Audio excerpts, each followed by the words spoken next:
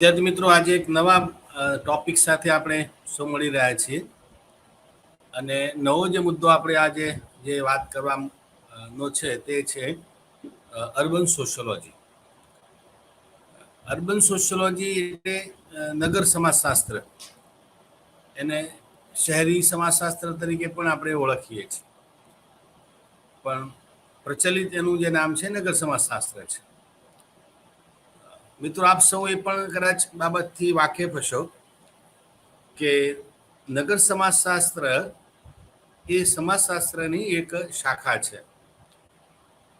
જેમ સમાજશાસ્ત્રની જે વિભિન્ન શાખાઓ છે તે પૈકીની એક મહત્વપૂર્ણ કહી શકાય તેવી શાખા એટલે નગર સમાજશાસ્ત્ર. સમાજશાસ્ત્રમાં જેમ જેમ વિશેષીકરણ અને વિભેદીકરણ અને ની જે પ્રક્રિયા જે વિકસી એને પરિણામ સ્વરૂપે સમાજશાસ્ત્રમાં વિભિન્ન શાખાઓનો વિકાસ થયો, ઉદ્ભવ અને વિકાસ થયો. આપણે જાણીએ છીએ તેમ કે સમાજશાસ્ત્રનો પ્રારંભ એ ધીમો રહ્યો અને ધીમે ધીમે જેમ જેમ એમાં નવા નવા સંશોધકો અને નવું નવું જે સંશોધન ઉમેરાતું ગયું અને સમાજમાં જે નવી નવી ચેલેન્જ ઊભી થતી ગઈ. કારણ કે અલ્ટિમેટલી કોઈ પણ વિજ્ઞાનનો વિકાસ અથવા તો એને વેગ આપવામાં કોઈ મહત્વનું પરિબળ હોય તો ચેલેન્જીસ છે, પડકારો છે.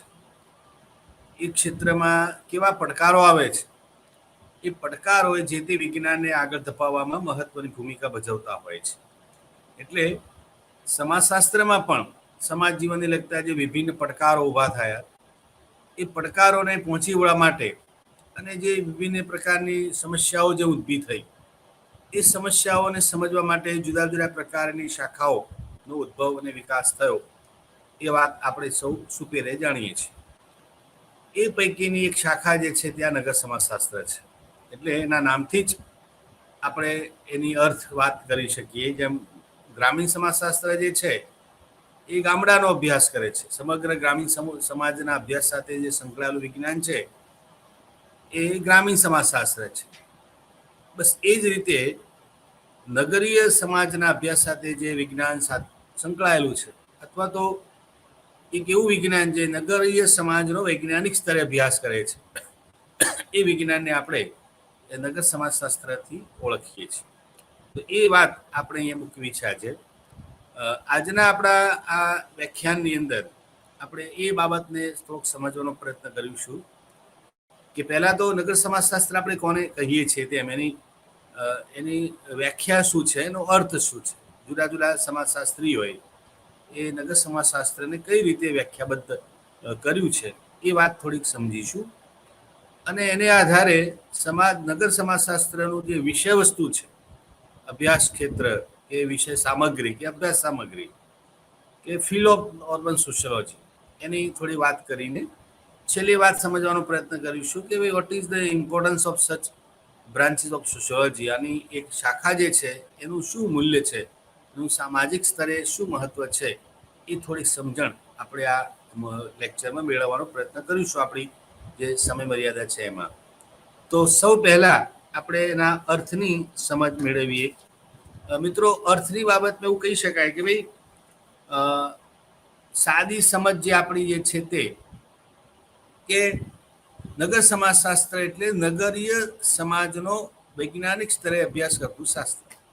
આ એની શાબ્દિક અને સર્વસ્વીકૃત જે વ્યાખ્યા જે છે તે આ છે. હવે જેમ ગ્રામીણ સમાજશાસ્ત્ર માટે આપણે કહીએ છીએ કે ગ્રામીણ સમાજશાસ્ત્ર એ પશ્ચિમની દેણગી છે, ગિફ્ટ છે, એમ નગર સમાજશાસ્ત્ર માટે પણ કહી શકાય કે નગર સમાજશાસ્ત્રનો ઉદ્ભવ અને વિકાસ જે છે એ પ્રારંભમાં એ પશ્ચિમી સમાજમાં થયો અને ત્યારબાદ એ ભારતીય સમાજમાં એનો ઉદ્ભવ વિકાસ થયો એમ આપણે કહી શકીએ. એટલે મૂળ વાત જે છે કે ભાઈ ભારતની અંદર આ જે વિજ્ઞાન વિકસ્યું એની પાછળ મુખ્ય ભૂમિકા જો કોઈ હોય તો એ પશ્ચિમી સમાજની છે. કારણ કે પશ્ચિમના સમાજમાં જે નગર સમાજશાસ્ત્રના જે જુદા જુદા અભ્યાસો થયા એની ફલશ્રુતિ રૂપે ત્યારબાદ ભારતની અંદર જુદા જુદા શહેરોની અંદર જેમ કે 1936ની અંદર એ પૂના શહેરનો અભ્યાસ એ જાણીતો છે. ત્યારબાદ 1951ની વસ્તી ગણતરીના અહેવાલો પ્રમાણે આપણને જાણવા મળ્યું કે ભાઈ ભારતની અંદર એ જે શહેરીકરણની જે પ્રક્રિયા જે છે એ વધુ ઝડપી બનતી જાય છે.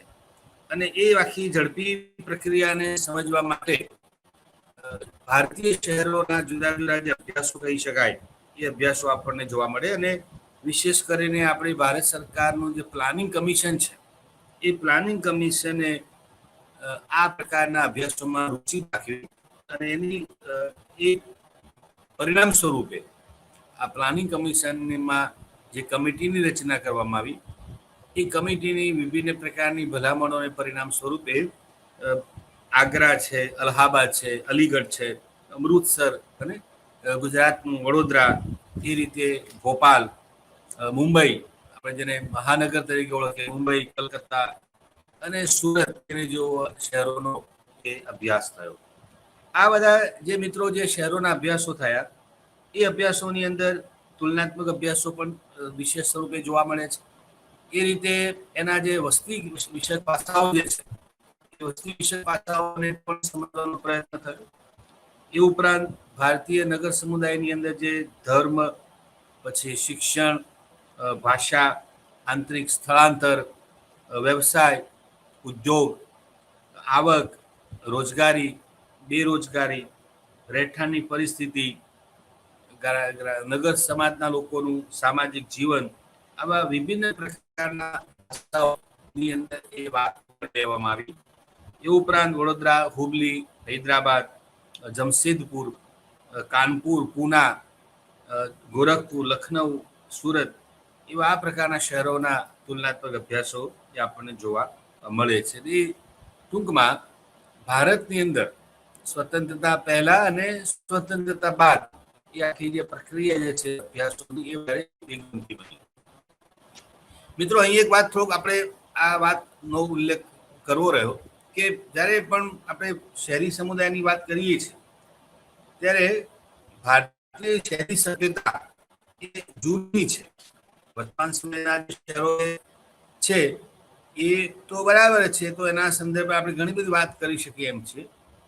પરંતુ જ્યારે શહેરી સભ્યતા કે શહેરી સંસ્કૃતિની વાત આવે છે ત્યારે આપણને મોહેંજો-દડો અને હડપ્પા એની વાત આપણને યાદ આવે છે. આપણે જાણીએ છીએ કે નાલંદા, વલભી અને આ બધા જૂના જે શહેરો છે, વિશેષ કરીને મોહેંજો-દડો અને હડપ્પા એ ભારતીય જે પુરાતત્વ વિભાગ છે અને એ રીતે અભ્યાસ સ્થળે આપણને એટલે એ શહેરો હડપ્પા અને લોથલની પણ વાત કરી શકે. લોથલ બુર્કી જે ગુજરાતનું જાણીતું શહેર છે. તો આ બધા શહેરોના જે આપણને પુરાતત્વ વિભાગના આધારે, ઇતિહાસના આધારે આપણે જાણીએ છીએ કે ભારતની અંદર એ શહેરોની સંસ્કૃતિ એ જૂની છે. આપણું જે વડનગર જે છે એ જાણીતું આજે ગુજરાતમાં અને તો એની પ્રસિદ્ધિ વિશ્વભરમાં જાણીતી છે. તો વડનગરનું પણ ઐતિહાસિક અભ્યાસો આપણે જાણીએ છીએ તો કે નગર સંસ્કૃતિ અને નગર પ્રકારનું આયોજન. તો આવા પ્રકારના પુરાતત્વ વિભાગના આધારે અભ્યાસો થયા છે અથવા જે આપણી પાસે એના આધારભૂત પુરાવાઓ છે એ પુરાવાનો આધારે કહી શકીએ ભારતની અંદર શહેરી સંસ્કૃતિ બહુ જૂની છે. આધુનિક સમયમાં જે શહેરી સભ્યતા અને સંસ્કૃતિ જોવા મળે છે એનાથી થોડીક જુદી, પરંતુ આપણે ત્યાં સાવ આ સંસ્કૃતિ નવી છે એવું નથી. આપણે ત્યાં જૂની આ પરંપરા સંસ્કૃતિની જોવા મળે છે. એનું આયોજન, એના રહેઠાણોનું આયોજન, રસ્તાઓનું આયોજન, ઘણી બધી બાબતો એ આપણને એ આધારે જોવા મળે છે કે ભાઈ આ એક વ્યવસ્થા હશે. તો એની વાત આપણે આગળ મૂકીશું. હડપ્પા અને મોહેંજો-દડોની, લોથલ અને આ પ્રકારના જે શહેરો જે છે ઐતિહાસિક કાળક્રમમાં એ શહેરો કેવી રીતે આકાર પામે અને સમયાંતરે એનું કેવું રીતે બદલાવ આવ્યો એ વાત પછી આપણે આગળના મુદ્દામાં મૂકવાના છે. પણ અત્યારે માત્ર યાદ માટે કે ભારતમાં આ પ્રકારના શહેરોની પણ અસ્તિત્વ એક સમય હતું. હવે વાત કરવી છે મિત્રો સમાજશાસ્ત્ર, નગર સમાજશાસ્ત્રની અર્થની. એની અર્થની ઉત્પત્તિ શું અને એના જે બીજા સમાજશાસ્ત્રીઓએ જેના અભ્યાસોને આધારે એની જે વ્યાખ્યા આપી છે એ વ્યાખ્યાને આપણે સમજવાનો પ્રયત્ન કરીશું. નગર સમાજશાસ્ત્રીઓ નગરના વિસ્તારમાં વસવાટ કરતી વસ્તીનો અને એના સમાજ જીવનનો અભ્યાસ એ સમાજશાસ્ત્રીય દૃષ્ટિબિંદુથી કરે છે. હમણાં જ વાત કરી હતી ભાઈ, આખી વાત જે છે એ અભ્યાસની છે, અને અભ્યાસની અંદર કઈ બાબત જોવા મળે છે તો ભાઈ સમાજશાસ્ત્રીય દૃષ્ટિકોણ અથવા જેને આપણે વૈજ્ઞાનિક અભિગમ કહીએ એ અભિગમ દાખવવામાં આવતો હોય છે. હવે આપણે સામાન્ય રીતે શહેર કોને કહીશું, કયા પ્રદેશના કેવા પ્રકારનો સમુદાય હોય તો એ સમુદાયને આપણે શહેરની કોટીમાં મૂકી શકીએ. તો તેના કેટલાક સામાન્ય લક્ષણો જેને કહી શકાય કે આ પ્રકારની ખાસિયતો ધરાવતો જે સમુદાય છે એ સમુદાયને આપણે શહેરી સમુદાય તરીકે ઓળખી શકીએ. જેમ કે જે વિસ્તારમાં વસવાટ કરતી વસ્તીનું કદ મોટું હોય, કારણ કે આખા બંનેમાં આપણે ગ્રામીણ સમાજશાસ્ત્ર અને શહેરી સમાજશાસ્ત્રમાં મુખ્યત્વે બાબત જે જોવા મળે છે તે કઈ છે, એ વસ્તીનું કદ. કારણ કે આપણે જ્યારે સમગ્ર ભારતીય સમાજની વાત સમજવાનો પ્રયત્ન કરીએ છીએ ત્યારે બંને વિજ્ઞાનોનું મહત્વતા સમજવી પડે. આજે ભારત જેવા વિકસતા સમાજમાં ગ્રામીણ સમાજનું મૂલ્ય તો છે જ, તે સાથે સાથે શહેરી સમાજનું પણ એટલું મૂલ્ય છે. કારણ કે દિન પ્રતિદિન ભારતના ગામડામાંથી શહેરોમાં આવવાનું આખું જે માઇગ્રેશન વનવે જે છે એ વધતું જાય છે. એક સમયે ભારતની અંદર 90% લોકો ગામડામાં વસવાટ કરતા હતા, એ પ્રમાણ આજે લગભગ 60% સુધી પહોંચવા આવ્યું છે. તમે જુઓ કે ક્યાં 90% ને ક્યાં 60%, અને ક્રમશઃ એ ધીમે ધીમે એ પ્રમાણ વધવાનું છે. એક અંદાજ એવો પણ છે કે આવનાર સમયમાં 2050 સુધીની અંદર તો કદાચ એવું બનશે કે ભારતની અંદર 50-50 થઈ જશે. કુલ આબાદીમાંથી 50% આબાદી જે છે એ ગામડામાં વસવાટ કરતી હશે, અને બીજી આ 50% આબાદી જે છે એ શહેરોમાં વસવાટ કરતી હશે. જે રીતે શહેરોની સંખ્યામાં વધારો થાય છે, શહેરીકરણની પ્રક્રિયા જે રીતે વેગવાન બનતી જાય છે, એ બતાવે છે કે ભારતમાં શહેરીકરણની પ્રક્રિયા એ ઝડપી બની રહી છે. એટલે સમગ્ર ભારતીય સમાજનું જ્યારે આપણે ચિત્ર સ્પષ્ટ કરવું હોય ત્યારે કેવળ ગ્રામીણ સમાજના આધારે આપણે સમજી શકતા નથી. 5-10% શહેરોની સંખ્યા આજે એવું નથી કે માત્ર 8% શહેરો છે, સંખ્યામાં વૃદ્ધિ થતી જાય છે. એટલે કેવળ તમે ગામડાને આધારે સમાજને સમજવાનો પ્રયત્ન કરો તો ખોટું છે. એટલે તમારે ભારતીય ગ્રામીણ સમુદાયની પણ વાત કરવી પડે, સાથોસાથ તમારે ભારતીય શહેરી સમુદાયની પણ વાત કરવી પડે. કારણ કે દેશના કુલ 60% લોકો જે વસવાટ પણ કરે છે, બાકીના 40%ની વાત આપણે ન કરી શકીએ. અને જો કેવળ તમે શહેરી સમાજને આધારે ભારતીય સમાજને સમજવાનો પ્રયત્ન કરો તો પણ ખોટું પડે છે. કારણ કે બાકીના જે છે લોકો, 60% લોકો એ ગામડામાં વસે છે. એ તમારે એ સંદર્ભમાં ગ્રામીણ સમાજશાસ્ત્રની વાત સમજવી પડે, અને એ રીતે તમારે 40% માટે થઈને નગર સમાજશાસ્ત્રની વાત સમજવી પડે.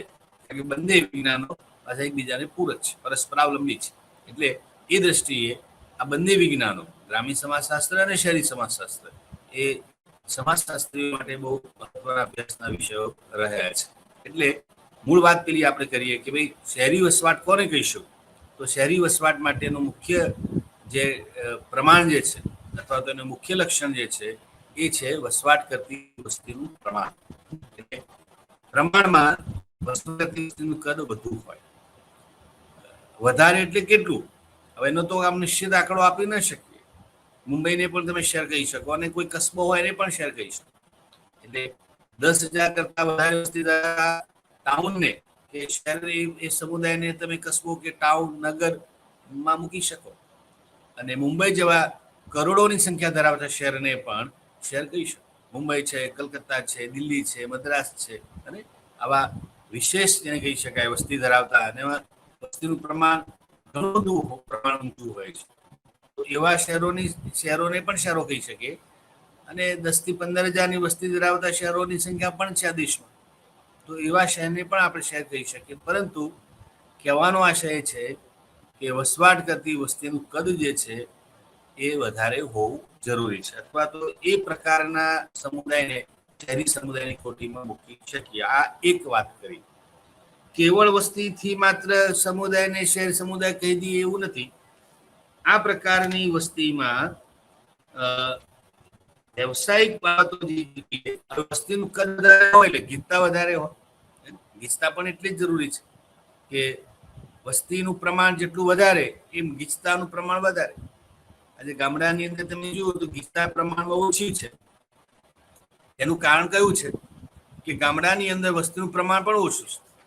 આજે તમે ભારત અથવા તો વિશ્વના જુદા જુદા જે શહેરો છે એ શહેરોની અંદર તમે જુઓ તો કેટલી બધી ગીચતા છે. એ ભારતમાં દિલ્હીની વાત આવે અને મુંબઈની વાત આવે, કલકત્તાની વાત આવે, ચેન્નાઈની વાત આવે, તો આ બધા શહેરો જે છે એ શહેરોની ગીચતા કેટલી બધી છે. એ શહેરોની ગીચતા હોવાનું કારણ માત્ર કયું છે? એ શહેરોની અંદર પ્રમાણ, પાછું એમાં દિન પ્રતિદિન શું થતું જાય છે? વધારે. કારણ કે આજે હમણાં મેં કહ્યું તેમ કે શહેરીકરણની પ્રક્રિયામાં 2-3 બાબતો છે. કેવળ શહેરીમાં એટલે કોઈ એક શહેરમાં વસ્તીનું પ્રમાણ વધે છે એ કેવળ બહારની માઇગ્રેશનને લીધે વધે છે તો ખરું જ, એમાં મુખ્યત્વે કારણ છે. આજે તમે જુઓ કે લાખોની સંખ્યામાં પ્રતિ વર્ષે દૂર દૂરના ગામડાઓમાંથી લોકો શહેરોમાં રોજગાર અર્થે, શિક્ષણ અર્થે, અન્ય પ્રકારના કારણોસર આવતા હોય છે. એટલે માઇગ્રેશન આપણે ત્યાં કેવું છે, લગભગ એમ માનો કે વન સાઇડેડ છે. શહેરોમાંથી ગામડાઓ તરફ જનાર વર્ગનું પ્રમાણ બહુ જુજ છે, બહુ નહીવત કહી શકાય. કોરોનાની અંદર જે પ્રમાણ જોવા મળ્યું એ હંગામી હતું. એ સમયે આપણને થોડા તફાવતો જોવા મળતા હતા કે ગામડાવાળા, શહેરોવાળા લોકો ગામડાઓ તરફ જઈ રહ્યા છે. પણ એ તો એક જે તે પ્રકારની પરિસ્થિતિ વશ હતી, પાછા મૂળ સ્થિતિમાં આવી ગયા. એટલે આમ જોવા જાવ તો ગામડામાંથી શહેરોમાં આવવાનું પ્રમાણ જે છે એના કરતા શહેરો છોડીને ગામડામાં જવા લોકોનું પ્રમાણ ઘણું ઓછું છે આજે. અને આ પ્રમાણ માત્ર ભારતમાં છે એવું નથી.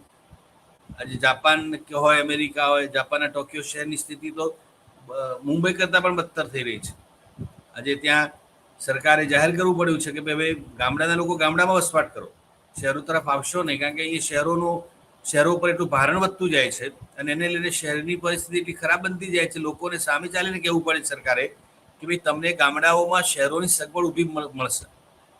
હવે તો ઇન્સેન્ટિવ સુદ્ધા પણ આપે છે કે જે યુવાનો ગામડામાં રહીને નોકરી કરવા માંગતા હોય, રિમોટ એરિયામાં જે રહીને નોકરી કરતા હોય, એમને વિશેષ સગવડો સરકાર દ્વારા આપવામાં આવશે. આવી પ્રલોભન આપીને કેમ કરીને લોકો શહેરો તરફ ના આવે એ પ્રયત્ન થતો જાય છે. તો આ દિશામાં આપણા દેશમાં પણ વિચારવું, હવે કદાચ આવનાર દિવસોમાં આપણે પણ વિચારીશું. પ્રયત્ન આપણે કરી રહ્યા છીએ કે ભાઈ, અને વાત પેલી મૂળ ગાંધીની વાતને આપણે સ્વીકારી રહી. ગાંધીજી આ વાતને હૃદય આપ્યો હતો કે ભાઈ શહેરોનું ભારણ ઘટાડવું હશે, શહેરો તરફ લોકોનું આકર્ષણ ઘટાડવું હશે તો ગામડાઓના ઉત્કર્ષમાં રસ લેવો પડશે. ગામડાઓમાં એટલો ઉત્કર્ષ કરીએ, ગામડામાં એટલો રસ લઈએ કે લોકોને ગામડાઓ છોડીને શહેરો તરફ આવવું જ નથી. એ ગ્રામોદ્યોગીકરણની વાત કરી એમને ઉદ્યોગીકરણના સંદર્ભમાં કહ્યું હતું કે ઉદ્યોગીકરણની પ્રક્રિયામાં ઉદ્યોગો એક જ જગ્યાએ લોકેટેડ હશે તો એને કારણે શું થશે? એક જ જગ્યાએ ભારણ વધશે. પરંતુ શું થવું જોઈએ કે દરેક ગામમાં નાના નાના ઉદ્યોગો, રોજગાર, કુટીર ઉદ્યોગો હોય, હાથ અણાટના ઉદ્યોગો હોય અને પ્રાથમિક સગવડો, પીવાનું શુદ્ધ પાણી હોય, રોડ રસ્તા હોય અને અન્ય પ્રકારનું શિક્ષણની સગવડો હોય, રોજગારની થોડી ઘણી સગવડો હોય, તો આ બધી સગવડ જો ગામડા સ્તરે પહોંચાડવામાં આવે તો ગામડાઓનું જે શહેરોમાં આવવાનું જે પ્રમાણ જે છે એ કંઈક હશે ઓછું થાય. નથી થયું એ વાત એટલી જ સાચી છે. પરંતુ આ એક મુદ્દો મિત્રો વિચારણાની દિન છે ને બહુ વર્ષો પહેલાથી આપણે વિચારીએ છીએ કે ભાઈ આ વસ્તુ એ શહેરો માટે સારી નથી. કારણ શહેરો પર ભારણ વધતું જાય છે. આજે મુંબઈની અંદર કે બીજા શહેરોમાં તમે જુઓ તો રહેવા લાયક જગ્યાઓ જ નથી રહી. દરિયો પૂરીને મકાન વસવાટ ઊભા કરવા પડે છે. ગીચતા વધતી જાય છે. ગીચતા વધે એટલે બીજા પ્રશ્નો ઊભા થાય. ગંદા વસવાટો, સ્લમનો મુદ્દો કેટલો મોટો આપણે ત્યાં ગંભીર મુદ્દો છે. સ્લમ થવા પાછળનું કારણ આ તો છે કે અમર્યાદિત જગ્યા છે. મર્યાદિત જગ્યામાં અમર્યાદિત લોકોનો વસવાટ છે. જગ્યા મર્યાદિત છે, એમાં કંઈ વધારો થવાનો નથી. પણ સતત એમાં જે ધારાવી, આજે તમે જુઓ કે મુંબઈનું ધારાવી વિસ્તાર જે છે આખા એશિયામાં મોટા મોટી ઝૂંપડપટ્ટી તરીકે એની નામના છે. હવે એના માટે, એના વિકાસ માટેનું આયોજન ચાલી રહ્યું છે. અદાણી કંપની જે છે એને પ્રોજેક્ટ સોંપ્યો છે કે ભાઈ આ જે છે ધારાવી વિસ્તાર એનું રીડેવલપમેન્ટ કરવું, એમાંથી લોકોને આ સારા અને આવાસ મળે, સ્વાસ્થ્યપ્રદ આવાસ મળે, સુરક્ષિત આવાસ મળે, એવા પ્રકારના પ્રયત્નો સરકાર સ્તરે થઈ રહ્યા છે. પણ ટૂંકમાં આ વિચારો છે કે જે વિસ્તારમાં વિસ્તારનું પ્રમાણ વધે ત્યાં આ પ્રશ્ન વધારે આપણને જોવા મળે છે. બીજો મુદ્દો જે છે કે ભાઈ જેમ કહ્યું કે વસવાટ કરતી વસ્તીનું કદ વધારે હોય, ગીચતા વધારે હોય, અને ત્રીજો મુદ્દો જે છે કે મોટાભાગની વસ્તી એ બિન કૃષિ વ્યવસાયમાં રોકાયેલી હોય. એટલે એક નંબરની વાત કરી કઈ કે પ્રમાણ વધારે હોય. બીજું આપણે કહ્યું કે લોકોમાં એ જે ગીચતા જે છે એનું પ્રમાણ વધારે હોય. અને ત્રીજો મુદ્દો જે છે કે આ પ્રદેશના લોકો વસવાટ કરતા જે લોકો જે છે એ લોકો બિન કૃષિ વિષયક વ્યવસાયમાં રોકાયેલા હોય. હવે તમે જુઓ ગ્રામીણ સમાજશાસ્ત્રની આ સંદર્ભમાં ગામડાની જે વાત જે છે એનાથી તદ્દન ભિન્ન વાત છે. ગામડાના સંદર્ભમાં આનાથી આપણે ભિન્ન કહેતા હતા કે ભાઈ વસવાટ કરતી વસ્તીનું કદ પ્રમાણમાં ઓછું હોય, ગીચતા ઓછી હોય. અને ત્રીજો મુદ્દો જે આપણે એમાં માટે કહ્યો હતો તેમ કે ભાઈ ગામડાની અંદર વસવાટ કરતા લોકો મોટે ભાગે શેમાં રોકાયેલા હોય છે? કૃષિ વિષયક વ્યવસાયો, ખેતી હોય, પશુપાલન હોય, કુટીર ઉદ્યોગ હોય અને એને લગતા જે કંઈ વ્યવસાય ધંધા હોય એમાં રોકાયેલા લોકોનું પ્રમાણ વધારે હોય. તો એવા વિસ્તારને આપણે કયો વિસ્તાર કહીએ છીએ? ગ્રામીણ વિસ્તાર. તો એ જ વસ્તુ અહીંયા છે. અહીંયા પણ શું કહેવામાં આવે છે કે ભાઈ આ વસવાટ કરતા લોકો બિન કૃષિ વિષય, બિન કૃષિ વિષય એટલે ખેતી સિવાયના વ્યવસાયમાં રોકાયેલા હોય. એમાં નોકરી પણ આવે, વેપાર પણ આવે, મોટા મોટા બિઝનેસ હાઉસીસ આવે. અને આ શહેરોમાં તમે જુઓ છો કે ધંધા રોજગાર કેટલા બધા વિવિધ પ્રકારના હોય છે. કોઈ એમાં આમ નામ સામાન્ય કહી શકાય કે ગામડાની અંદર જેમ શહેરી સમુદાયના વ્યવસાયોનું પ્રમાણ ગામડામાં ઓછું હોય એમ શહેરી સમુદાયની અંદર ગામડાના કહી શકાય એવા વ્યવસાયનું પ્રમાણ નહિવત હોય છે. ખેતી કરતા હોય, પશુપાલન વ્યવસાય હોય, અને એ પણ તમને નાના કસ્બાઓમાં કે એ ટાઈપના શહેરોમાં કદાચ જોવા મળે. મહાનગરોમાં તો પ્રશ્ન જ રહેતો નથી, કારણ કે જમીન જ નથી. ખેતીની મોટાભાગની જમીનો જે છે એ નોન એગ્રીકલ્ચર એને થયેલી હોય, અને જે જમીન એને થતી હોય એમાં આપણે નોન એગ્રીકલ્ચર શબ્દ જ છે, બિન ખેતી. છેવટ જતાં એમાં તમે જુઓ વર્ષે દિવસે કોઈ મકાનની રહેઠાણની સ્કીમ આવી હોય કે કોઈ બીજા પ્રકારના વ્યવસાય રોજગારો સેટ થયા હોય, તો એ શું બતાવે છે કે બિન કૃષિ હોય એ તો ગામડું થઈ ગયું. બિન કૃષિ વિશે વ્યવસાયમાં રોકાયેલા હોય તો આ વસવાટ કરતી વસ્તી જે છે એ વસ્તીને આપણે શેમાં ગોઠવીએ છીએ? નગરમાં. અને એ નગર સમાજનો અભ્યાસ એ આપણું આ નગર સમાજશાસ્ત્ર કરે છે. આ એક વાત આપણે સમજવાનો પ્રયત્ન કર્યો મિત્રો. હવે બીજી એક વાત આપણે સમજવી છે કે નગર વિસ્તારની આ વસ્તીશાસ્ત્રીય વિશેષતાઓમાંથી અન્ય સામાજિક વિશેષતાઓ ઉદ્ભવ અને વિકાસ પામે છે. નગર સમાજશાસ્ત્ર આવા નગર વિસ્તારમાં વસવાટ કરતા લોકોનો અને એમના જીવનનો એટલે કે નગરજનોનો અને એમના નગર જીવનની ખાસિયતોનો સમાજશાસ્ત્રીય દૃષ્ટિબિંદુથી અભ્યાસ કરે છે. એટલે આ વિસ્તારમાં વસવાટ કરતા લોકોનો અભ્યાસ કરો એ નગર સમાજશાસ્ત્રના અભ્યાસનો મુખ્ય એકમ છે. એટલે ફરીથી યાદ અપાવું કે જે વિસ્તારમાં વસ્તીનું પ્રમાણ વધારે હોય, ગીચતા વધારે હોય અને લોકો જે છે એ પેલા બિન કૃષિ વિષયક વ્યવસાયમાં રોકાયેલા હોય, એ વિસ્તારમાં વસવાટ કરતી વસ્તી કે માનવ જીવન કે એનું સમાજ જીવનનો વૈજ્ઞાનિક અભ્યાસ કરવો એ નગર સમાજશાસ્ત્રના કાર્યક્ષેત્રનો મુખ્ય પાસું છે. ઘણા બધા પાસાઓ છે, એની વાત આપણે કરીશું, પરંતુ મુખ્યત્વે જે વાત જે છે તે કે ભાઈ નગર સમાજશાસ્ત્ર શું કરે છે? તો આ છે નગર સમાજશાસ્ત્ર નગરીય સમાજ જીવન. હવે નગરીય સમાજ જીવન કોને કહેવાય એની વાત આપણે કહી દીધી. આ ત્રણ બાબતોને કારણે, હવે આ ત્રણ બાબતોને કારણે બીજા સામાજિક પરિણામો નીપજે છે. જેમ કે આપણે પેલી વાત કરી હતી ને કે ગામડાની અંદર વસ્તીનું પ્રમાણ ઓછું હોય તો એને લઈને બીજા સામાજિક પરિણામો નીપજે છે. દાખલા તરીકે ગામડાની અંદર સભ્ય સંખ્યા પ્રમાણમાં ઓછી હોય તો ઓછી વસ્તી હોવાને લઈને ગામડાની અંદર એક સામાજિક પરિણામ નીપજે છે, તે છે સામાજિક સંબંધો, અનૌપચારિકતા. તમે જુઓ ગામડાની અંદર શું છે? સંખ્યા ઓછી સંખ્યાને લઈને ગામડાની અંદર મોટું જે સામાજિક પરિમાણ, ડાયમેન્શન, રિઝલ્ટ નહીં, પરિણામ નહીં, પરિણામ એટલે રિઝલ્ટ. અહીંયા તો પરિમાણની વાત છે અને ડાયમેન્શનની વાત છે. તો કયું ડાયમેન્શન ઊભું થાય છે? આ અનૌપચારિક સંબંધો. ગામડામાં તમે જુઓ કે લોકોના જે સંબંધો જે છે એમાં કેવું છે, અનૌપચારિકપણું છે. ઔપચારિકતા ઓછી ત્યાં છે. કે હવે થોડી થોડી શરૂઆત થઈ છે, જેમ જેમ વસ્તી વધતી જાય છે તેમ. તો એ જ વસ્તુ ગામડાને પણ જેમ ગામડા લાગુ પડે છે એમ શહેરની પણ લાગુ પડે છે. તો શહેરની વસ્તી જે છે એ વધતી જાય છે, અને શહેરની વસ્તી વધવાને કારણે જે મોટું પરિણામ જે આવે છે તે છે કે ગામડાના જે સંબંધો છે એના કરતાં શહેરના લોકોના સંબંધો કેવા છે, ઔપચારિક, બિલકુલ જેને કોન્ટ્રાક્ચ્યુઅલ રિલેશન જેને કહીએ છીએ, એકદમ જેને કહેવાય કે તળ હિત પૂરતા, સ્વાર્થ પૂરતા, ખપ પૂરતા કરાર આધારિત જે સંબંધો જે છે એ આખું માળખું તમને ગામડા કરતાં ક્યાં વધારે જોવા મળે છે? કારણ કે શહેરની સમાજ વ્યવસ્થા જ એવી છે. ત્યાં તમે કોઈની પણ આટલા લોકો સાથે અનૌપચારિક સંબંધો રાખી શકતા જ નથી. કેટલા બધા લોકો સાથે તમારે સંપર્કો હોય, અને બધા જ લોકો સાથે જો તમે વ્યક્તિગત સંપર્ક રાખવા જાઓ તો તમારે જીવન ટૂંકવું પડે. એટલા બધા સંબંધોની માયા એ શહેરમાં આપણે ગુંથાયેલા હોઈએ છીએ. એટલે આ અનુકૂળ પણ છે. એક બાજુ આપણને લાગે કે ભાઈ ગામડાના લોકોને અનૌપચારિક સંબંધો રાખવામાં રસ છે, તો એ વાત એટલી જ સાચી છે જેટલી વાત શહેરી સમુદાયના લોકોને ઔપચારિક સંબંધો રાખવામાં રસ છે.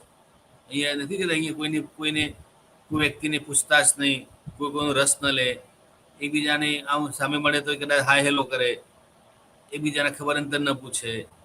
આ બધી ખાસિયતો જે છે શહેરી સમુદાય લોકોની છે, પણ એ એમની અનિવાર્યપણે આ પ્રકારની ખાસિયતો ટકાવી રાખવી પડે છે. કારણ કે જો આ પ્રકારના સંબંધોમાં જો તમે અનૌપચારિકતા રાખવા જાઓ તો એ શક્ય જ નથી. સંબંધો તમે ટકાવી શકો જ નહીં, કારણ કે અનૌપચારિક સંબંધોમાં તમારે સતત એની મથામણ કરવી પડે છે, સતત એમને તમારે એ સંબંધોને ટકાવી રાખવા માટે માવજત કરવી પડે છે. જ્યારે શહેરમાં આ શક્ય બનતું નથી. કેટલી બધા શહેરમાં તમે કેટલા બધા સંબંધોની માવજત કરો, એની અનુકૂળતા નથી અને શક્ય પણ નથી કે તમે માવજત કરો. એટલે એ અર્થમાં ગ્રામીણ સમુદાય કરતાં શહેરી સમુદાયના લોકો વચ્ચેના જે સંપર્કો છે અથવા સંબંધોનું જે સ્વરૂપ છે એ કેવું છે? ઔપચારિક છે. એની વાત ઔપચારિક સંબંધો કોને કહેવાય એની વાત આપણે કહી ચૂક્યા છીએ. ફરીથી આગળના મુદ્દામાં વાત વણી લઈશું કે ઔપચારિક સંબંધો હોવા એ શહેરી સમુદાયનું એક મહત્વનું લક્ષણ છે. હવે આ અર્થને આધારે આજે આપણે અર્થ સમજવાનો પ્રયત્ન કર્યો, એ અર્થને આધારે હવે એના કાર્યક્ષેત્રની પણ થોડીક સમજણ આપણે ઊભી કરી શકાય. હવે એક વાત મિત્રો સ્પષ્ટ આપણે અહીંયા જાણી લઈએ કે ભાઈ નગર સમાજશાસ્ત્રને અન્ય વિજ્ઞાનો, અન્ય સામાજિક વિજ્ઞાનો સાથે પણ નાતો છે. એટલે આમ આપણે કહીએ છીએ કે સામાજિક વિજ્ઞાનો જે છે એ બધા એકબીજા સાથે પરસ્પરાવલંબી છે. એમની સાથે એક પ્રકારનું ગઠબંધન છે, એક પ્રકારનું સામૂહિક એકતા છે. કારણ કે અલ્ટિમેટલી બધા સામાજિક વિજ્ઞાનો છે તો સમાજ જીવનના જુદા જુદા પાસાઓ સાથે અભ્યાસ કરતા હોય છે. એટલે અભ્યાસ વસ્તુની દ્રષ્ટિએ, વિષય વસ્તુની દ્રષ્ટિએ એક વિજ્ઞાન બીજા વિજ્ઞાનથી અલગ પડે છે, એ બરાબર છે.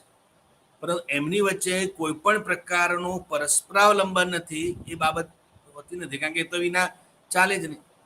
અર્થશાસ્ત્ર વિના સમાજશાસ્ત્રને ન ચાલે, સમાજશાસ્ત્રને અર્થશાસ્ત્ર વિના ન ચાલે, સમાજશાસ્ત્રને મનોવિજ્ઞાનને ડગલે પગલે જરૂર પડે, મનોવિજ્ઞાનને ઇતિહાસની જરૂર પડે, ઇતિહાસની સોશિયોલોજીની જરૂર પડે.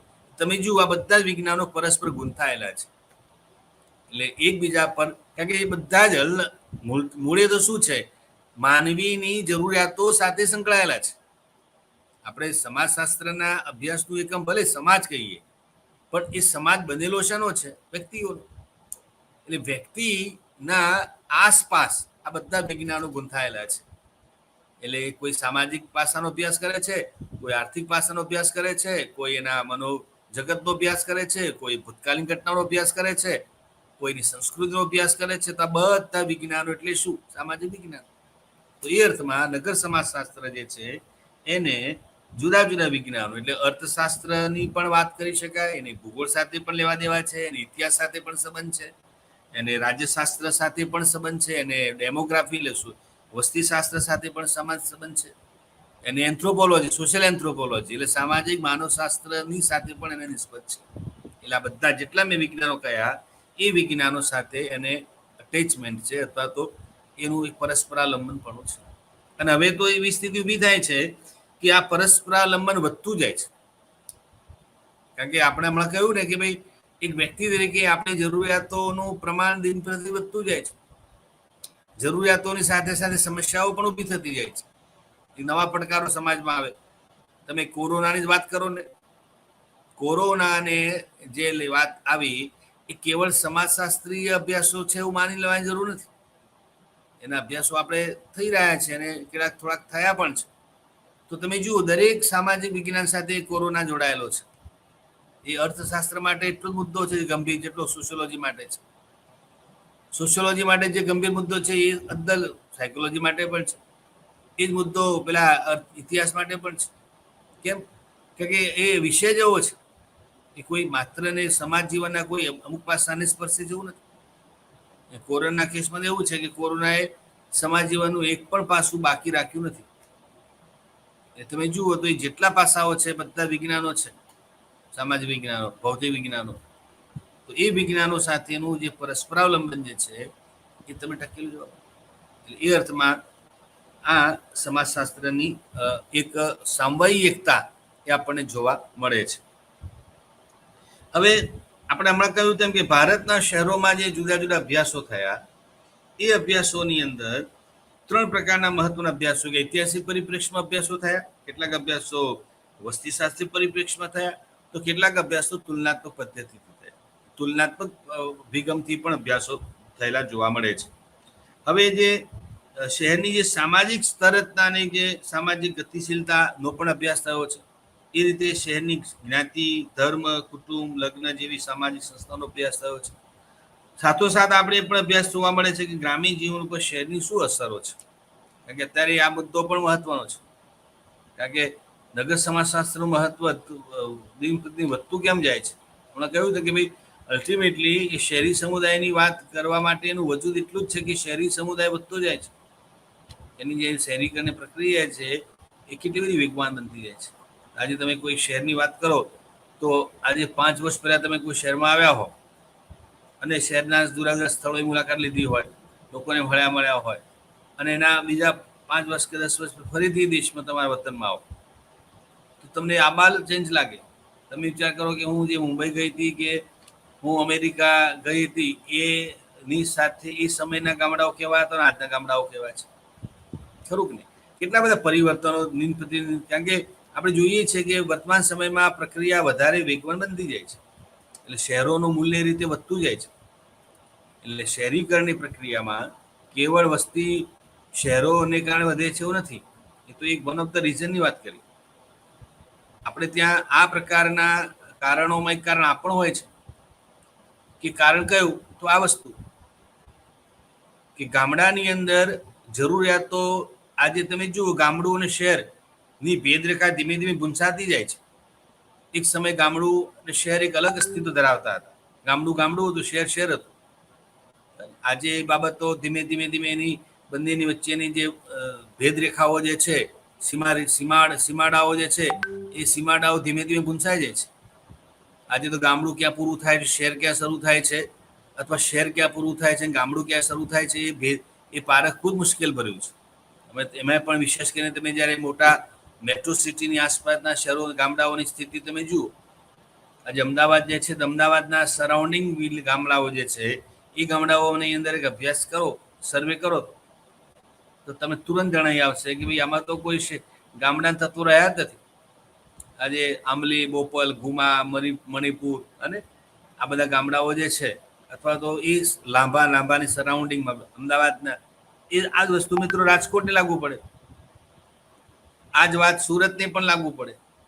સુરતની આસપાસના જે 25-50 કિલોમીટરના અંતરના ગામડાઓ જે છે એ હવે ગામડાઓ કેવા માત્રના ગામડાઓ રહ્યા છે.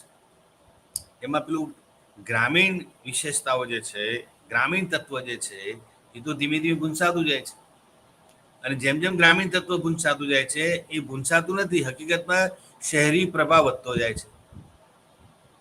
આજે ગામડાઓમાં તમે જુઓ તો શહેરીકરણની પ્રક્રિયા એટલી બધી વધારે વેગવાન બની છે કે લોકોમાં બોલવા, ચાલવા, પહેરવા, ઉઠવા, બેસવામાં બધામાં શહેરી તત્વો પ્રવેશી ગયા છે.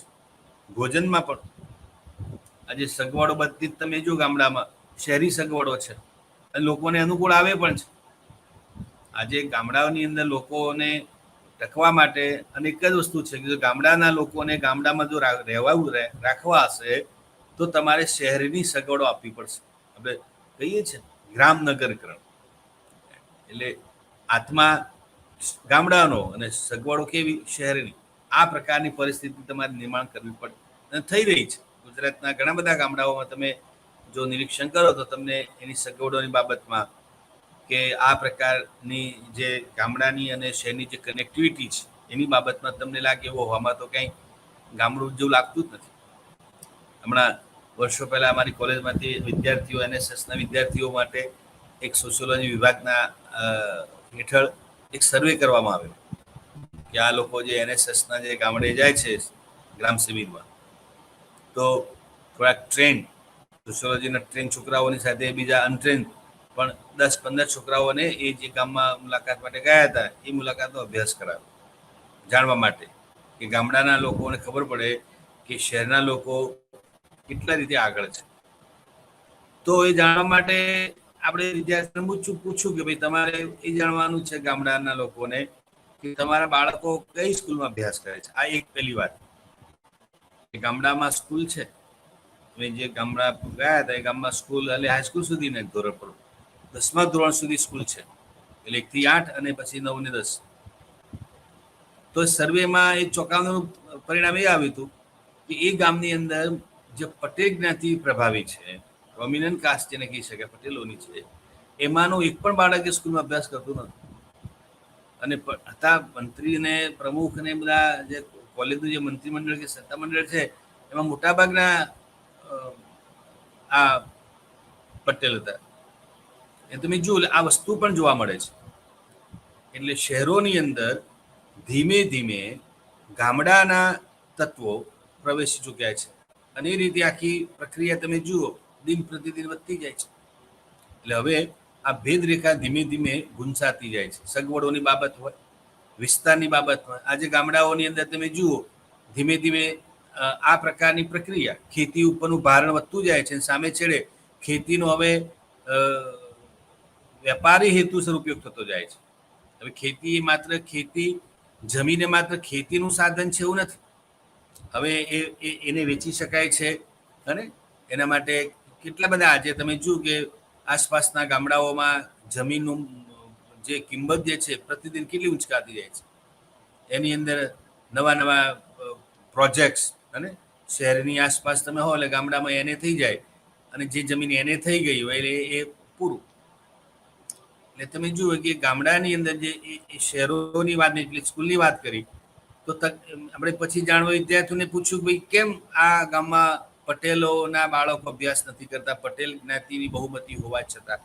તો જાણવા મળ્યું કે ભાઈ સરાઉન્ડિંગના ગામ શહેરોમાં બાળકો ભણવા જાય છે કે જે એ ગામની આજુબાજુના જે તાલુકા પ્લેસના શહેરો છે. અને હવે તો પેલી વાહન વ્યવસ્થા સગવડ, રોડ અને રસ્તાની સગવડને કારણે વાહનોની પણ સરસ સગવડ છે.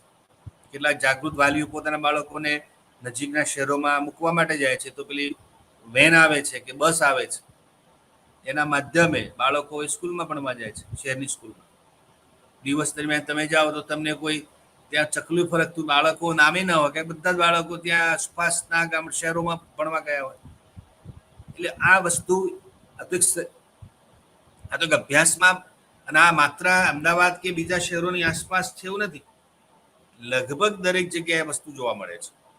તો એ રીતે આ પ્રક્રિયા હવે ધીમે ધીમે વધુ ને વધુ વેગવાન બનતી જાય છે. એટલે આપણે નગર સમાજશાસ્ત્રને જુદા જુદા પર્સપેક્ટિવ, કોઈ એક જ પર્સપેક્ટિવથી નગર સમાજશાસ્ત્રને સમજવાનું નથી. જુદા જુદા પર્સપેક્ટિવમાં આને આપણે સમજવાનો પ્રયત્ન કરવાનો છે. બીજું મિત્રો અહીંયા વાત મારે તમને સમજાવી છે કે ભાઈ આ જે નગરો જે છે એ નગરોની અંદર સમાજ જીવનના જે જુદા જુદા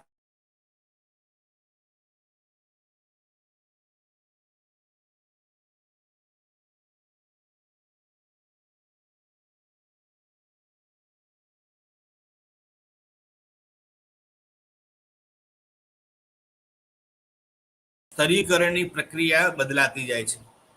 એક સમય ગામડાની અંદર જ્ઞાતિનું પ્રભુત્વ હતું, હવે જ્ઞાતિના પ્રભુત્વની સાથોસાથ વર્ગનું પ્રભુત્વ પણ વધતું જાય છે. હવે એ વર્ગ આધારિત સ્તરીકરણની આખી વ્યવસ્થા આપણે શહેરોમાં વધારે જોવા મળે છે અને શહેરમાં વ્યક્તિનું મૂલ્યાંકન જ્ઞાતિના આધારે કરતા મૂલ્યાંકનનું વર્ગ આધારિત મૂલ્યાંકન વધારે થાય છે. તો એ બાબત પણ તમને જોવા મળે છે. અને ગતિશીલતાની બાબતમાં પણ ગામડાની ગતિશીલતામાં હવે શહેરોની ગતિશીલતા વધતી જાય છે. કારણ કે લોકોને આજે તમે જુઓ કે પરિવર્તનની બાબતમાં, વિકાસની બાબતમાં, પ્રગતિની બાબતમાં લોકો હવે સજાગ થયા છે. દરેકને હવે વિકાસ કરવો છે. દરેક વ્યક્તિ પોતે ઈચ્છે છે કે હું પણ આ પરિવર્તનની પ્રક્રિયામાં હું પણ જોડાવું, હું પણ સમયની સાથે ચાલું, મારો પણ આર્થિક સામાજિક ઉત્કર્ષ થાય, શૈક્ષણિક વિકાસ મારો પણ થાય. આવું હવે દરેક પરિવાર, દરેક વ્યક્તિ વાત કરતી રહી છે. આજે ગામડાઓમાં તમે જુઓ, ગામડાઓની અંદર આજે શહેરોમાં આવવાનું બધું દાપણ છે. કેવળ રોજગાર માટે આ લોકો આવે છે એવું નથી. રોજગાર તો એ મુખ્ય મુદ્દો છે જ તે, પણ કેવળ રોજગાર માટે થઈને ગામડાઓમાંથી લોકો શહેરો તરફ આવે છે એવું નથી. પરંતુ સગવડોની બાબતમાં, જેમ કે મેં હમણાં કહ્યું કે શિક્ષણની તકો જે છે એ શિક્ષણની તકો ગામડાઓ કરતાં શહેરોમાં વધારે છે. તો એ તક પ્રાપ્તિની વાત છે. એ રીતે રોજગારીની વિભિન્ન તકો છે, એ પ્રકારના મનોરંજનના સાધનો. તો આ એક શહેરનું આકર્ષણ તો આ તો છે. અને એ આકર્ષણના કારણે ગામડાઓના લોકો શહેરો તરફ દોટ મૂકી રહ્યા છે. માત્ર શાળાની વાત મેં હમણાં કરી કે ભાઈ ગામડાના બાળકો શાળામાં અભ્યાસ કરે. હવે તો શાળા ઉપરાંત, જેમ કે હમણાં મેં એક અભ્યાસમાં આ વસ્તુ મને જોવા મળી હતી કે ભાઈ લોકો વસવાટ પણ હવે આજુબાજુના શહેરોમાં કરે છે. કે અમદાવાદની આસપાસ ગામડા હોય તો એ ગામડાની અંદર પરિવારમાં વડીલો હોય એ ગામડામાં વસવાટ કરતા હોય, પણ એમના સંતાનો જે છે એ સંતાનોનું પાછું વસવાટ સ્થળ ક્યાં હોય? શહેરમાં હોય. અમે એક ગામમાં એક અભ્યાસ જોવા મળ્યું હતું કે એમાં વડીલો દિવસે કે રાત્રે, ખેતીવાડીનો વ્યવસાય હતો તો દિવસે આવે સંતાનો, સવારે વહેલી પરોઢે ઉઠીને આવે ક્યાં? ગામડે ખેતીવાડીનો કરીને સાંજ પડે એટલે પેલું ગાયો ભેંસો હોય દૂધ લઈને સાંજ પડે એટલે પાછા અમદાવાદ તરફ, શહેરો તરફ. તો સંતાનોને શિક્ષણ આપવા માટે શહેરોમાં વસવાટ કરે અને ખેતીવાડી પાછા કરતા હોય ગામડે. વ્યવસાયમાં પણ એવું હોય છે, નોકરી માટે પણ આ રીતે આવતા જતા હોય છે. તો આ બધા તમે બાબતો જુઓ. એટલે કેવળ શહેરીકરણ એટલે માત્ર ને માત્ર એક જ પ્રકારની પ્રક્રિયા નથી. શહેરો તરફનું આકર્ષણ જુદા જુદા કારણોસર જુદી જુદી રીતે વધે છે. એ માઇગ્રેશનથી તો આ પ્રમાણ વધે છે. બીજું, જે તે શહેરના જન્મદરનું પ્રમાણ પણ અસર કરે તો છે. આજે અમદાવાદની તમે વાત કરો કે 1911માં અને 1911ની નું અમદાવાદ અને આજનું અમદાવાદ કેટલા બધા, આજે તમે જુઓ કે ભારતની અંદર આવા તો કેટલા બધા શહેરો જે છે કે આજે મહાનગરો તરફની દિશા તરફ જઈ રહ્યા છે. અમદાવાદ શહેરનો ઇતિહાસમાં ડોક્યુ તમે કરો કે એક સમયે અમદાવાદ જ્યારે પણ ઉદ્ભવ્યું એવી સમયે અમદાવાદનો તો ઇતિહાસ બહુ જૂનો છે. એમાં તો આપણે અહમદ શાહની વાત આવે, કર્ણદેવ રાજાની વાત આવે, કેટલા બધા રાજનગરની વાત. અમદાવાદ તો કેટલું બધું વિકાસ પામ્યું છે. અને ઈસવીસન એમ કહેવાય છે કે અમદાવાદનો તો ઇતિહાસ જ કેટલો બધો જૂનો છે. તો આ બધા શહેરો ના સંદર્ભમાં એ રીતે તમે સુરતની વાત લો, મુંબઈની વાત લો, તમે મદ્રાસની વાત લો,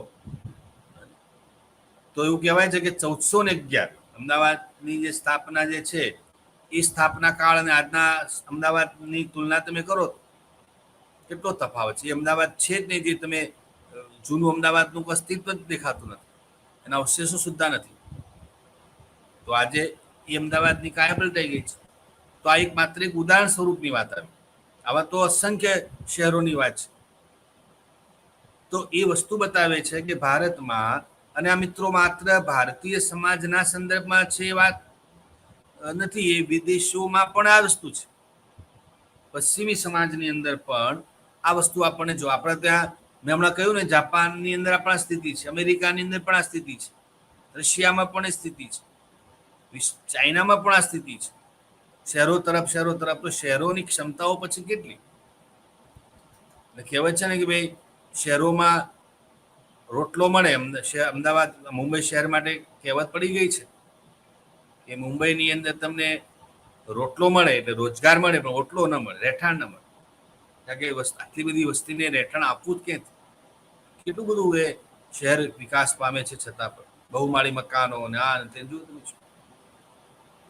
એટલે આ વસ્તુ ઘણી બધી રીતે આપણા માટે મહત્વની છે. એટલે જન્મદરનું પ્રમાણ, આસપાસના, હવે બીજું કે આસપાસના ગામડાઓનું પણ વિલીનીકરણ થઈ રહ્યું છે. માઇગ્રેશનને કારણે શહેરોમાં વસ્તી વધે છે, જન્મદરને કારણે વધે છે, અને આને કારણે થઈને આસપાસના જે શહેરો છે એ શહેરો જે તે ગામડાના આસપાસના ગામડાઓ જે તે શહેરમાં ભળી જાય છે. આજે કોઈ એક ગામ એ કોઈ પણ શહેરના તમે ઇતિહાસમાં ડોક્યુ કરશો તો તમને આ વસ્તુ જોવા મળશે. એક સમયે એ શહેરથી દૂર, શહેરથી 5-10 કિલોમીટર દૂર કોઈ ગામડાનું અસ્તિત્વ હતું. આજે અસ્તિત્વ રહ્યું જ નથી, નામ માત્ર રહ્યું છે. નારણપુરા કે ગાંઠલોડિયા અને કે રન્ના પાર્ક, આ બધા વિસ્તારોને એ જે વાડજ, બોપલ અને આ એક સમયના એક ગામડાઓ હતા. નવરંગપુરા એક સમયનું ગામડું હતું, પાલડી, અને એક સમય એના એક અલગ અસ્તિત્વ ધરાવતું હતું. આજે કોઈને કહીએ કે પાલડી ગામ ક્યાં છે, બોર્ડમાં દેખાય તમને, એના એરો દેખાય, પણ એક ગામડાનું અસ્તિત્વ જૂજ એટલે એકાદ બે મકાનો પૂરતું કદાચ સીમિત રહી ગયું છે, બાકી તો છે. તો આવા તો કેટલા બધા ગામડાઓ શહેરોમાં ભળી ગયા. એટલે એક સમય આ અમદાવાદ, હવે અમદાવાદ ને મુંબઈ ને આ બધા સુરત ને બરોડા ને બધા શહેરોની તો આસપાસના 15-20 કિલોમીટરની રેન્જમાં તો લગભગ ગામડાઓ રહ્યા જ નથી. એક સમયે ગામડાઓ હતા, આજે નથી. તો આ એક શહેરીકરણનો જ ભાગ છે. અને પેલી વાત કરી કે ભાઈ આ પ્રક્રિયા વધારે વેગવંત બની છે, વિશેષ કરીને સ્વતંત્ર ભારતમાં, અને હજુ વધુ ને વધુ વેગવાન બનતી જાય છે. આજે તો પ્રક્રિયા એટલી બધી ઝડપી બની છે, કારણ કે સંદેશા વ્યવહાર, વાહન વ્યવહાર અને વ્યવસાયિક તકો અને શિક્ષણ, આ 4-5 પરિબળો એવા છે કે જેને લઈને શહેરીકરણ વધુ ને વધુ વેગવંતું બન્યું છે. તો આ બધા બાબતો જે છે એને આધારે આપણે શહેરી સમાજશાસ્ત્રનું કાર્યક્ષેત્ર સમજવાનો પ્રયત્ન કરી શકીએ. તો શહેરી સમાજશાસ્ત્રના કાર્યક્ષેત્રનો પહેલો મુદ્દો જે છે તે છે કે શહેરની આંતરિક રચનાનો અભ્યાસ.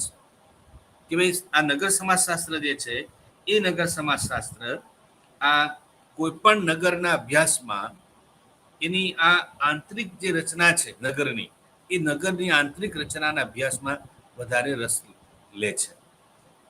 કઈ કઈ બાબતો તપાસે છે આંતરિક રચનામાં? તો પહેલી વાત આવે છે કે ભાઈ શહેરની વસ્તીનું કદ કેટલું છે. કારણ કે કોઈ પણ શહેરની આંતરિક રચના માટે મહત્વનું છે કદ. કદ એટલે એ જે તે શહેરની વસ્તીનું પ્રમાણ. પછી એની સાથે કદ વધારે હોય એટલે ઘનતા વધારે હોય, ગીચતાનું પ્રમાણ કેટલું છે, બંધારણ કેવું છે જાણીએ છીએ, એના વસ્તી શાસ્ત્રીય પાસાઓની પણ આપણે અભ્યાસ કરીએ છીએ. તમે જો કે એક સમય અમદાવાદની પોળોનો ઇતિહાસ, અને આજે અમદાવાદની પોળોનો અભ્યાસ તમારે વાંચવો જોઈએ. નગર સમાજશાસ્ત્રના અભ્યાસમાં હરીશ દોશીના અભ્યાસો બહુ જાણીતા છે. એ સિવાયના નગરના કોઈ પણ શહેરની અમદાવાદની પોળો વિશે તો ઘણું બધું આપણે ત્યાં ઘણું બધું સાહિત્ય ઉપલબ્ધ છે. તો એ શું છે? વસ્તી શાસ્ત્રીય પાસું છે. અને આજે એ પોળોનો ધીમે ધીમે, પોળો તો છે જ, અવશેષ પોળો તો અસ્તિત્વ ધરાવે જ છે, પણ એમાં એનું પાછું એમાં એના સ્ટ્રક્ચરિંગ ચેન્જ તો આવી રહ્યું છે. બધી જ પોળોની અંદર હવે વસવાટ છે એવું નથી. આજે તમે જે રિલીફ રોડની આસપાસની જે પોળો છે એમાં ધીમે ધીમે વ્યવસાયિક પ્રમાણ વધતું જાય છે. ધંધા રોજગારની દુકાનો અને વસવાટ બીજા, અને ખાસ કરીને વ્યવસાયિક ધોરણે પોળોનો ઉપયોગ વધારે થતો જાય છે. તો એ એક પ્રકારનો બદલાવ તો છે જ. એટલે એની વસ્તી વિશે પાસું. પછી પ્રાદેશિક વિસ્તાર, રહેઠાણની ઢબ, જમીનના ઉપયોગની ઢબ, આવા જુદા જુદા જે પાસાઓ છે એ પાસાઓનો અભ્યાસ એ નગર સમાજશાસ્ત્રના અભ્યાસમાં મુખ્યત્વે આપણને જોવા મળે છે. બીજી બાબત મિત્રો એવું જોવા મળે છે કે નગરની આ આંતરિક રચનાની અંદર એ ભૌતિક અને સામાજિક રચના શું છે એ જાણવાનો પણ આપણે એમાં પ્રયત્ન કરતા હોઈએ છીએ. દાખલા તરીકે કોઈ પણ શહેરની અંદર જમીનના ઉપયોગી ઢબ શું છે, જમીનના મૂલ્યો. દાખલા તરીકે જમીનના ઉપયોગની ઢબ એટલે શું? હમણાં કહ્યું તેમ કે જેમ જેમ શહેરમાં વસ્તીનું પ્રમાણ વધે છે તેમ તેમ એનું ભારણ કોની પર વધે છે? જમીન ઉપર. આજે ગામડાની અંદર પણ, શહેરોની તો વાત તમે હવે ગામડામાં એ વાત પહોંચી છે. શહેરોમાં જેમ જેમ ભારણ વધે છે એમ એની અસર ક્યાં પહોંચે છે? ગામડાઓ તરફ. તો જમીનનું આજે ગામડા કરતા શહેરોમાં જમીનનું પ્રમાણ કેટલું, અને એની કિંમત તમે જુઓ. આજે કરોડો રૂપિયા એની કિંમત હોય છે. એક સમયે એનું સામાન્ય કિંમત હતી. તો જમીનની ઉપયોગની ઢબ, એના પ્રકારની ઢબમાં બદલાવ આવે છે. પછી વસવાટની ઢબ કે પેટર્ન, જેમ જેમ શહેરમાં વસ્તી આવે છે એ વસ્તી આવવાને લઈને એની જે વસવાટની જે ઢબ છે, રેસિડિંગ પેટર્ન. હમણાં ના કહ્યું કે એક સમય અમદાવાદમાં સ્વતંત્ર બંગલો કે આ ફ્લેટ કે ટેનામેન્ટનું કલ્ચર વર્ષો પહેલા તમે જુઓ ઓછું હતું. પોળ કલ્ચર હતું. એક સાથે સળંગ આપણે ગામડાની હરોળબંધ મકાનો હોય એ પ્રકારની વ્યવસ્થા હતી. આજની સ્થિતિ એ તમે નવા અમદાવાદનો વિકાસ જુઓ કે એ રીતે કોઈ પણ નવા શહેરનો, સુરતમાં પણ વસ્તુ જોવા મળે. અને હવે તો ગગનચુંબી બહુમાળી મકાનો, નાના 2-5 માળના મકાનોની વાત તો હવે ભૂલાઈ ગઈ છે. 10-15 માળ, 20 માળ, 25-30 માળ સુધીની વાત હવે ચાલી રહી છે, અને એનાથી પણ વધવાની છે. કારણ કે હવે જમીન જ નથી. જમીન છે તો દૂર છે, જમીન છે તો ઊંચા કિંમતની છે, પોસાય એમ નથી. તો પછી શું થાય? તો પછી બહુમાળી મકાનો. આ બહુમાળી મકાનની જે ટ્રેન્ડ ઊભો થયો એનું શું કારણ? આજે મુંબઈ જેવા શહેરોમાં તો હવે દરિયો પૂરીને લોકો મકાનો બનાવે છે. એ રીતે તમે આ દુબઈ કે આ બધા મિડલ ઇસ્ટ કન્ટ્રીઝમાં જાઓ ત્યાં પણ આ સ્થિતિ છે. દુબઈમાં તો કેટલા બધા તમે જુઓ કે આખું સમુદ્રમાં શહેર ઊભું કર્યું છે. તો આ સ્થિતિ છે. તો આનું કારણ શું છે? કે ભારણ જે છે જમીનનું એ વધતું જાય છે. એનો પણ આપણે અભ્યાસ કરીએ છીએ. પછી પડોશ અને રહેઠાણ વગેરેના અભ્યાસ, કારણ કે એની અસર સીધી પડોશી સંબંધો ઉપર થાય છે. પછી પડોશ જૂથો અને વિભિન્ન પ્રકારના જે ઉપજૂથો છે, જેમ કે ગામડાની અંદરમાં અને શહેરમાં મહોલ્લો હોય છે. તો શહેરમાં પણ મહોલ્લો હોય છે. મહોલ્લો છે, કોળ છે, વોર્ડ છે અને લત્તો છે. તો આ બધાના એક સામાજિક સંબંધો છે. કોળનું એક સામાજિક જે સંબંધોની માયા જે છે જુદા પ્રકારની છે. કોળ કલ્ચર જે છે આજે પણ અમદાવાદમાં જે કોળમાં રહે છે એ લોકોનું સમાજ જીવન, અને જે લોકો બંગલોમાં રહે છે કે સ્વતંત્ર મકાનમાં વસવાટ કરે છે એમના સમાજ જીવન વચ્ચે આસમાન જમીન અંતર છે. એ અભ્યાસ તમે જાણો સમજો તો તમને ખ્યાલ આવે કે પોળમાં રહેતા લોકોનો અને સ્વતંત્ર મકાનમાં રહેતા લોકો વચ્ચેનું જે સામાજિક સંબંધો જે છે એમાં કેટલા બધા તફાવતો છે. એટલે જેમ જેમ આ વસ્તુ બદલાય છે એમાં ચેન્જ આવે છે. એ રીતે જમીનનો બહોળો ઉપયોગ થતો જાય છે. અને રહેઠાણના મકાનોનો એટલે સમાજશાસ્ત્ર આ બધી જ બાબતોનો મિત્રો અભ્યાસ કરે છે. કારણ કે આપણે કેવળ જમીન એટલે નહીં, આપણે જમીન એટલે પેલે સંદર્ભ અને વેપારિક હેતુસર જમીનના ઉપયોગની વાત આપણે નથી કરવી. એ આખો મુદ્દો આર્થિક છે. પણ આપણને રસ શું છે કે જમીન ઉપર જેમ જેમ ભારણ વધતું જાય છે એમ એની અસર સંબંધો ઉપર પણ અસર પડે છે. કોળ કલ્ચરની મેં તમને વાત કરી, એક સમયે મકાનોની વ્યવસ્થા આ પ્રકારની હતી. આજે એવું શક્ય છે જ નહીં.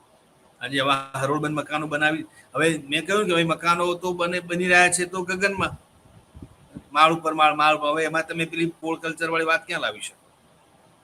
અને જ્યારે આ પ્રકારની સિસ્ટમ આવે છે, બીજું શહેરની અંદર કેવળ એક જ પ્રદેશના લોકો આવે છે એવું તો છે નહીં. ભિન્ન ભિન્ન પ્રકારના ભિન્ન ભિન્ન પ્રદેશોના લોકો, ભિન્ન ભિન્ન ભાષા ધર્મ જાણના લોકો છે. એટલે એની અસર પણ સામાજિક જીવન પડે છે. એટલે માત્ર ને માત્ર કોઈ એક પાસું એના અસરકારક છે એવું નથી. જુદા જુદા પાસાઓ એમાં આપણને જોવા મળે છે. તો આ એક વાત. બીજું, નગર સમાજશાસ્ત્ર એ શહેરના સામાજિક સંગઠનનો અભ્યાસ પણ કરે છે. કેવળ એના આંતરિક રચના નહીં પણ એનું બાહ્ય રચનાની વાત પણ એમાં આપણે કરીએ છીએ. તો જુદા જુદા સંગઠનોની અંદર ગામડાની અંદર અને શહેરોની અંદર જે જુદા જુદા જે સંગઠનો છે, વ્યવસાયિક સંગઠનો છે, સામાજિક સંગઠનો છે, ધાર્મિક સંગઠનો છે, શૈક્ષણિક સંગઠનો છે, અને જેને આપણે સામાજિક સંસ્થાઓ કહીએ છીએ, સામાજિક માળખું. એટલે નગર સમાજશાસ્ત્ર શહેરી સમાજના સંદર્ભમાં શહેરી સમાજનું જે માળખું છે, જેમ કે જ્ઞાતિ અને ધર્મ, શિક્ષણ, કુટુંબ, રક્ત સંબંધો, સામાજિક સ્તરીકરણ, કોમી સંબંધો, સ્થળાંતર, પછી સત્તાની રચના, આવા પ્રકારના જુદા જુદા જે પાસાઓ છે એ પાસાઓનો અભ્યાસ એ નગર સમાજશાસ્ત્રના અભ્યાસનો એક મહત્વનો મુદ્દો રહ્યા છે.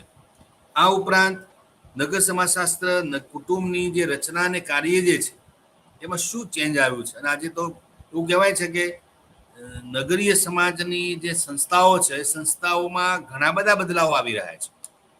એક સમયે કુટુંબનું જે કામ હતું અથવા કુટુંબ સંસ્થા જે કામ કરતી હતી, એક સંસ્થાના કાર્યમાં અને એની રચનામાં ઘણો બધો બદલાવ આવ્યો છે. એટલે આપણે વાત કરીએ છીએ ભાઈ કુટુંબની અંદર કે ભાઈ ગામડાની અંદર સંયુક્ત કુટુંબ પ્રથા વધારે હોય, લોકો સંયુક્ત રીતે રહેતા હોય, જ્યારે એ વસ્તુ એ શહેરમાં વિભક્તનું પ્રમાણ છે. તો સંયુક્તતામાંથી વિભક્તતા તરફની જે ગતિ આવી અથવા તો વિભક્ત કુટુંબોનું પ્રમાણ વધ્યું, એનું કારણ કયું છે? તો આ મેં કહ્યું તેમ કે શહેરોની અંદર જે શહેરીકરણની પ્રક્રિયા આવી કે એક બે ભાઈઓ હોય તો બે ભાઈઓ એક જ મકાનમાં વસવાટ કરે હવે શક્ય નથી રહેતું. એવું મોટું મકાન બને પણ નહીં, મળે પણ નહીં, અને હોય તો હવે એ સંબંધો જાળવવા પણ શક્ય રહેતા નથી. વ્યવસાયનું સ્થળ દૂર હોય અને એ રીતે ઘણા બધા કારણો છે.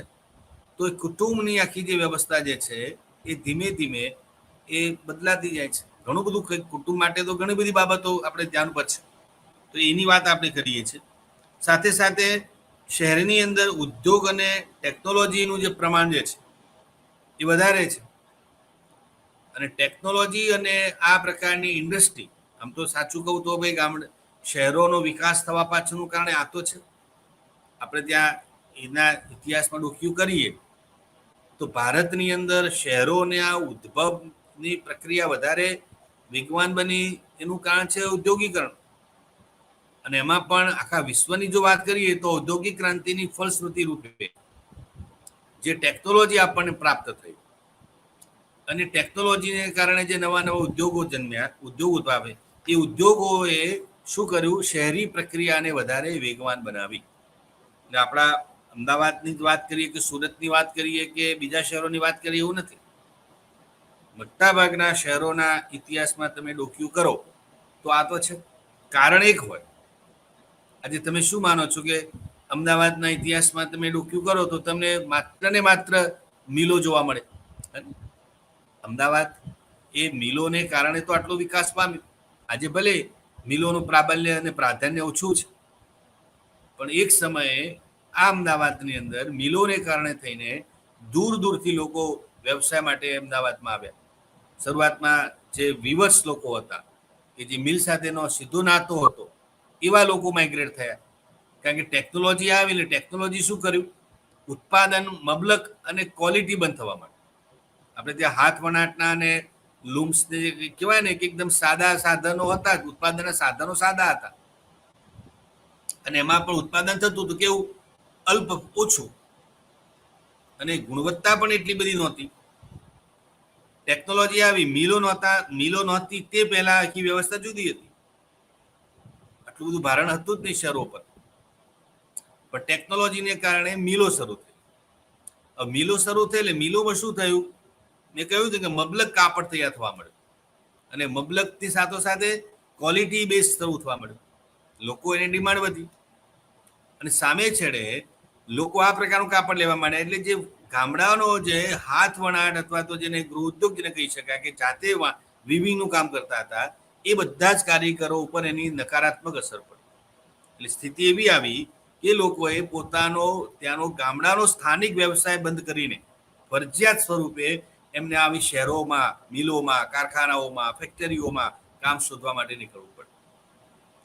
એટલે શહેરોમાં જે લોકો શરૂઆતમાં આવ્યા એમને કોઈ શહેર માટે કોઈ આકર્ષણ હતું કે શોખ હતો માટે શહેરોમાં આવ્યા એવું નહોતું, પરંતુ આ પ્રકારની એક મજબૂરી ઊભી થઈ, વ્યવસાયિક મર્યાદા કે ભાઈ ગામડામાં હવે વ્યવસાય કોઈ રહ્યો નહીં, આજીવિકાનું સાધન ગામડાનું હવે તૂટી ગયું. તો આજીવિકાનું સાધન મેળવવા માટે થઈને એ લોકો શહેરો તરફ, વિશેષ કરીને મેં કહ્યું તેમ કે જે આ વ્યવસાય સાથે જોડાયેલા હતા એ લોકો.